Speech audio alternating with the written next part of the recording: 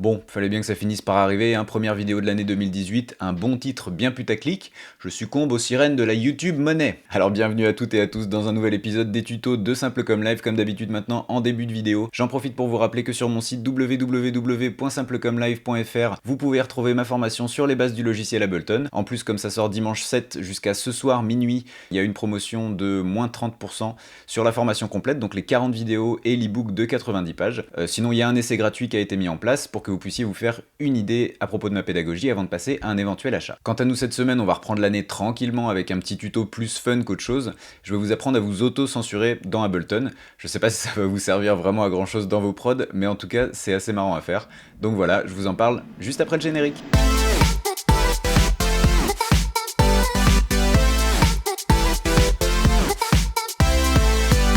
Alors qu'est-ce que j'entends par vous auto-censurer? Vous avez déjà très certainement entendu dans des émissions de télé ou à la radio ces espèces de bip pour censurer soit les gros mots, je fais vachement bien avec la bouche, pour censurer soit les gros mots, soit les marques qui n'ont pas le droit d'être dites. Et moi je vais vous apprendre à le faire en utilisant un opérateur dans Ableton. Donc avant de passer au tuto, je vous encourage à lâcher un pouce bleu si vous êtes sur YouTube ou un like si vous êtes sur Facebook. N'hésitez pas non plus à partager cette vidéo avec les gens que vous pensez que ça peut intéresser. N'hésitez pas non plus à vous abonner à la chaîne si vous voulez rater aucun épisode. Et une fois qu'on a dit tout ça, on passe au tuto. Alors comment est-ce qu'on va s'y prendre pour recréer ce bip si caractéristique de la censure? Déjà je vais vous faire écouter le petit extrait que je me suis amusé à faire pour que vous puissiez entendre le son qu'on va rechercher, donc je vous fais écouter ça tout de suite. Franchement, allez vous faire et votre mère dans parce qu'on dit jamais à. Donc voilà, on pourrait croire que je dis tout un tas de saloperies, mais en fait pas du tout, mais je vous ferai écouter ce que je dis vraiment à la fin.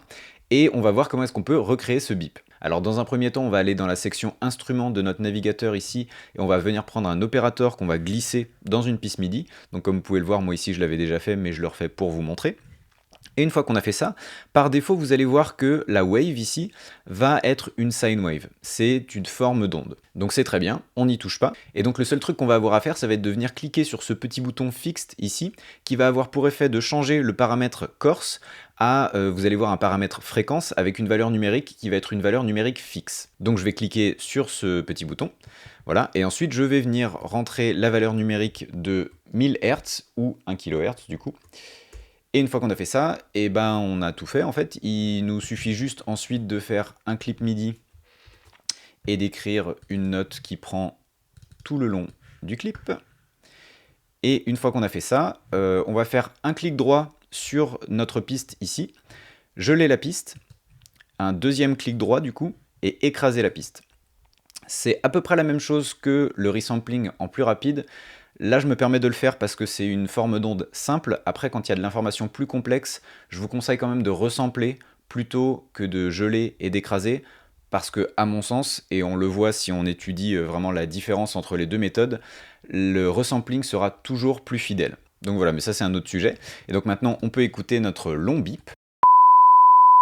Et donc comme vous avez pu le voir dans l'exemple que je vous ai fait écouter au début, j'ai simplement découpé en fait ce nouveau sample audio.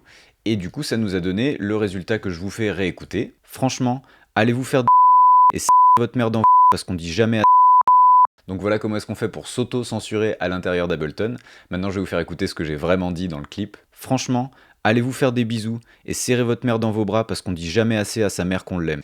Donc voilà, j'étais content de ma connerie. Donc je pense pas que vous ayez besoin de résumer cette semaine, rappelez-vous qu'il faut simplement régler sur une sine wave dans l'opérateur une valeur fixe de 1000 Hz ou 1 kHz pour obtenir ce bip. Donc voilà, j'espère que ça vous aura plu, j'espère que ça vous aura amusé un petit peu. Si vous avez la moindre question, n'hésitez pas à la poser dans les commentaires. Si vous avez des envies pour un futur sujet que vous voulez que je traite, pareil, dans les commentaires. J'en profite une dernière fois pour vous rappeler que sur mon site www.simplecomelive.fr, vous pouvez retrouver la formation sur les bases du logiciel Ableton Live avec une promo à moins 30% jusqu'à ce soir minuit. Quant à moi, il me reste plus qu'à vous souhaiter une très bonne semaine et à vous dire à dimanche prochain pour un nouvel épisode. Allez, ciao ciao!